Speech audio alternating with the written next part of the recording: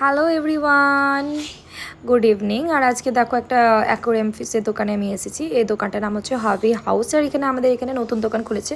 তো এতগুলোর মধ্যে আমার এই অ্যাকোরিয়ামটা খুব বেশি পছন্দ হয়েছিল। তো এর মধ্যে যে মাছগুলো সের মধ্যে আমার 2-1টা পছন্দ হয়েছিল, আমি এখান থেকে নেবো বলছিলাম। তো কাকুটা বললো কি এটা ডিসপ্লে এখান থেকে নেওয়া যাবে না, এগুলোর থেকে নিতে হবে। তো এখানে ঘুরে ঘুরে দেখছিলাম কোনটা নেবো কোনটা না।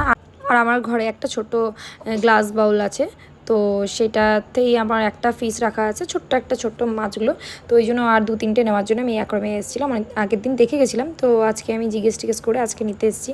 আর এখানে দেখো এখান থেকে আমি 2টো মাছ নিচ্ছি, আর এখান থেকেও নিচ্ছি কিছু মাছ। তো তোমাদেরকে অবশ্যই শেয়ার করবো আমার ঘরে গিয়ে আমি কি মাছ নিলাম। তো তোমরা ভিডিওটা স্কিপ না করে পুরোটা দেখতে থাকো। আর যদি তোমাদের ভিডিও ভালো লেগে থাকে তো প্লিজ একটা লাইক কমেন্ট আর শেয়ার করতে বলো না। আর তো এখন বাড়ি ফিরছি, তো চলো বাড়ি গিয়ে তোমাদের সঙ্গে শেয়ার করি আমি কি মাছ নিলাম। তোমরা দেখো, আর ভালো লাগলে প্লিজ কমেন্ট সেকশনে জানিও।